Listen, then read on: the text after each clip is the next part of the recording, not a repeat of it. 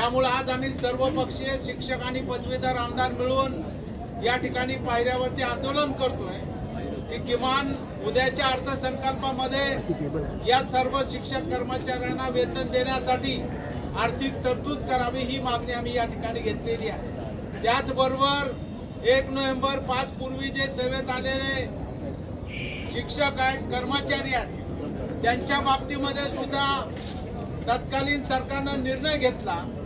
माननीय मुख्यमंत्री एकनाथरावजी शिंदे साहेब असताना 1 नोव्हेंबर 5 पूर्वी ज्यांची नियुक्ती होती, जाहिरात होती, अशा सर्व शासकीय कर्मचाऱ्यांना जुनी पेन्शन योजना देण्याचा निर्णय घेतलेला आहे। परंतु या शिक्षक कर्मचाऱ्याला मात्र वंचित ठेवलेला आहे।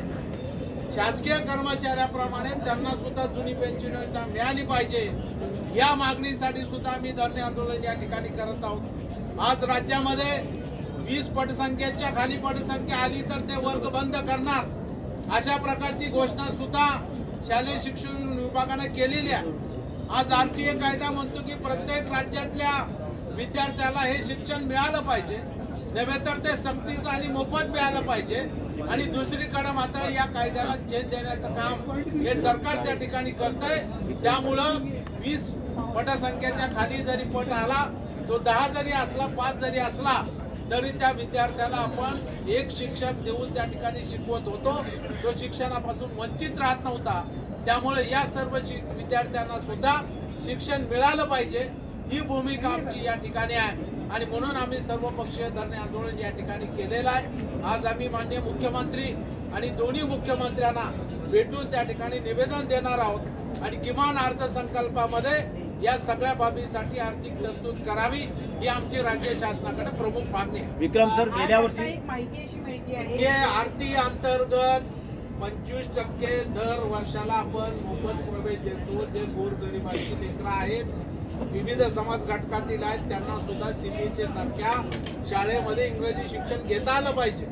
यासाठी तत्कालीन सरकारने निर्णय घेतला, तो अतिशय चांगला आहे, स्वागतार्ह आहे। परंतु आज त्या ठिकाणी या फीची जी प्रतिपूर्ती आहे ती त्या शाळांना करायला पाहिजे, दरवर्षी करायला पाहिजे, परंतु ही होत नाही। आणि आतापर्यंत जवळपास 1800 कोटी रुपयाची थकबाकी ही मार्च 25-24 अखेर राज्य शासनाकडे आहे। आणि म्हणून कालही सभागृहात या विषयावरती मी प्रश्न उपस्थित केला होता, तेव्हा शालेय शिक्षण मंत्र्यांनी सांगितलं की निश्चितपणाने आम्ही अर्थसंकल्पात मागणी केलेली आहे, तेव्हा यासाठी तरतूद होईल। परंतु माझी या निमित्तानं सरकारला विनंती आहे की आज गोरगरिबाचं शिक्षण आपण थांबवणार आहात का? कारण आज 15% प्रवेश झालेले आहेत, म्हणजे या शाळा हे प्रवेश द्यायला विरोध करतात कारण त्यांना ही अनुदानाची प्रतिपूर्ती होत नाही। त्यांचं सुद्धा बरोबर आहे, कारण त्यांना कुठलंही अनुदान मिळत नसल्यामुळं या फीस वरती सगळ्या शिक्षक कर्मचाऱ्यांचं वेतन, शाळेची देखभाल दुरुस्ती करावी लागते।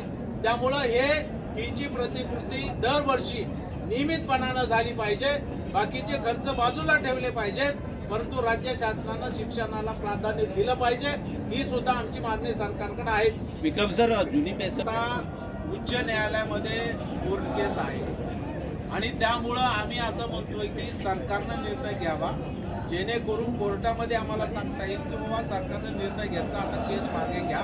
शेवटी सरकारकडे न्याय नाही मिळाला तर पुढचा जो रस्ता असतो तो कोर्ट असतो।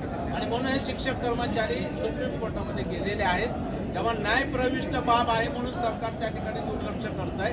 परंतु आमची आग्रही भूमिका सरकारकडे हीच आहे की आपण त्याच्यामध्ये गव्हर्नमेंट पीडर्स असतील, आपले न्यायालयीन जे आपले न्याय विभाग आहे, आपला सल्ला देणारा मंत्रालयातला, त्यांच्याशी आपण हितगुज करावा आणि याच्यामधून मार्ग काढावा। कारण तत्कालीन सरकारने माननीय मुख्यमंत्री एकनाथरावजी शिंदे साहेब असताना, माननीय अजितदादा पवार साहेब उपमुख्यमंत्री असताना आणि देवेंद्रजी फडणवीस साहेब उपमुख्यमंत्री असताना एक समिती गठीत केली। त्यानुसार त्यांनी राज्य शासकीय कर्मचाऱ्यांना ही जुनी पेन्शन दिली, परंतु शिक्षक मात्र आमचे वंचित राहिलेत। का? तर तुमची कोर्टात केस आहे। त्यामुळे आम्ही असं म्हणतो की तुम्ही निर्णय घ्या, कोर्टातली केस आम्ही मागे घेऊ, यावरती घोडं आणलंय, तेव्हा हा निर्णय व्हावा यासाठी आमचा प्रयत्न सुरू आहे। थँक्यू।